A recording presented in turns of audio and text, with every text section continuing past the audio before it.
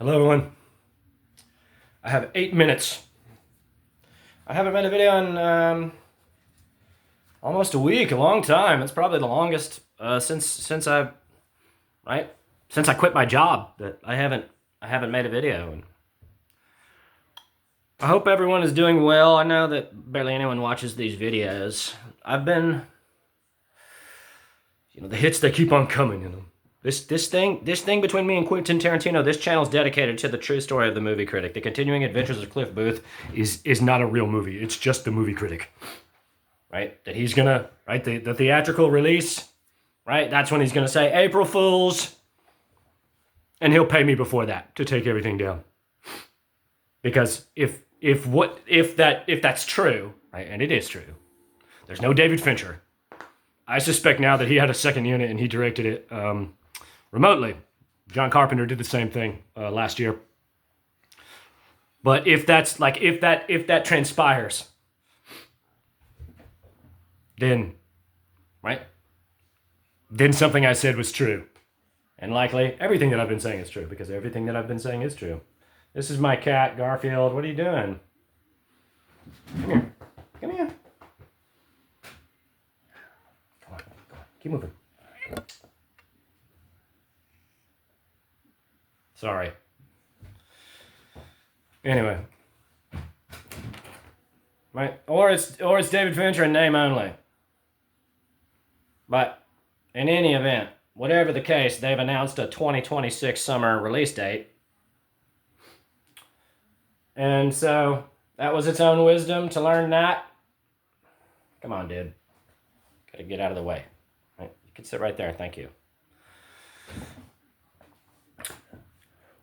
So, if you recall, one of the last videos that I made was about that letter to the press that I sent to everyone when I was under the belief that he was shooting my scene. And perhaps that is still true, but the trades have since published, and this was just after I've been making a long format one, and I'm going to send it to all the CEOs of all the studios, and the CEO of AMC Theaters, and the CEO of, I'm going to send it to a bunch of different directors. I'm going to send it to a bunch of different people. But after I made the first draft, I've since done it 3 times, and I'm going to end up doing it again. The trades announced that Quentin was acting in a film in France, Only What We Carry. Right? And so, when that happened, then I thought, oh, okay, that's just as likely that he was in a fucking trailer on a film set. Right? That he'd close the door and say, oh, hey, how's it going, motherfucker? Look how cool I am. I'll make all these bitches take their shoes off, right? And then when he fucking goes into his trailer and closes the door, he's meditating on my suffering, right? Because newsflash, actors don't actually work, do they? A performance is its own kind of work. Yes. Learning the lines, yes, running over the lines, that is a kind of work, right? But he's not pulling cable with the electricians, is my point, right? That actors on real film sets, they sit in trailers most of the day. That's what they do. And so he's alone in his trailer, right? Plaguing my mind with dangerous visions of evil because he has to lie to everyone, right? He's steeped in bile right now. That's the point. And so he's projecting it out to me. And so I thought, okay, that's just as likely. And what's upsetting about that is that if he was on that film set, right, and I suspected he was, when I sent that letter to the press and to his agent and a bunch of different people, what was Mike Simpson and aemanuel? What were they thinking in their minds? Right? Oh, gosh, how peculiar. He just happens to have this feeling the same weekend that Quentin's working in France on his first acting job in 20 fucking years.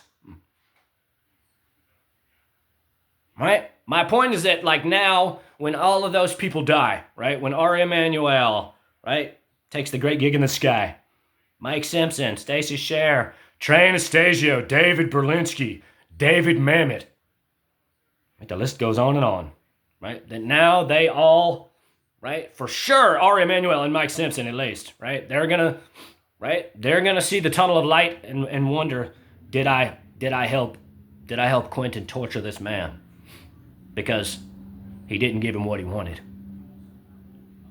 right?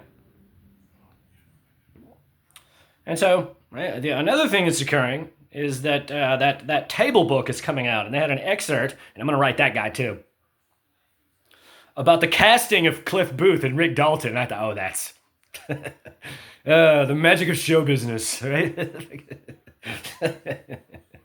It's all bullshit. That's the point, right? Like, that's my point. Is that, like, that's all the shit that they're talking about, like the interviews that they gave to that writer. That's not what happened at all. That's not what happened, right? Brad Pitt did not tell him, oh no, I'll play whichever one you want, but I drift more towards Cliff as a character. Like, that's not what happened. Brad Pitt read that script and said, you're a real motherfucker for this one. Right? And then Quentin said, oh no, it's great. It's great. They'll see that, like, you recognize that you did it, and da-da-da-da-da-da-da-da. And again, I could give a fuck about writing it. And, like, this is what writers do. Right? But for Sony to say, oh, let's get this man an Oscar. Right? And I remember all those videos. Oh, the magic of show business, right? They have no honesty in them. That's the point. That's the point. Right? And so Angelina Jolie, right, every time she fucking thinks about any of those bitches that are on the Academy, the actresses, right, now she wonders, did they vote for my husband for beating me up on that airplane?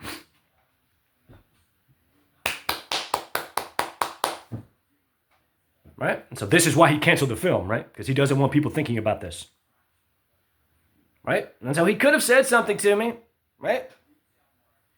There's levels of understanding. Right? And I suppose on some level, as a writer to writer, I regret not giving him what he wanted. But clairvoyant to clairvoyant, I made the right fucking move. That he thought that I was one thing, right? But I'm in fact a clairvoyant of such an attenuated level that it disgusts me to see people behave the way that he does.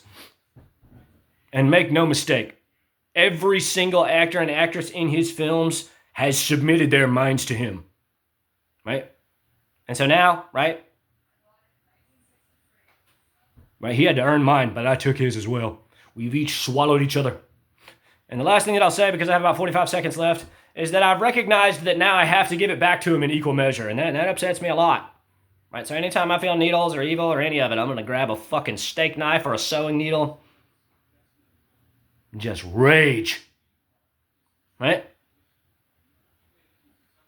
And I'll fucking destroy anyone. Anyone I set my psychic eye upon will suffer accordingly if I see fit. But I'm not a base degenerate, so I only utilize these things when I absolutely have to. Quentin could have looked me in the eye and told me what he wanted.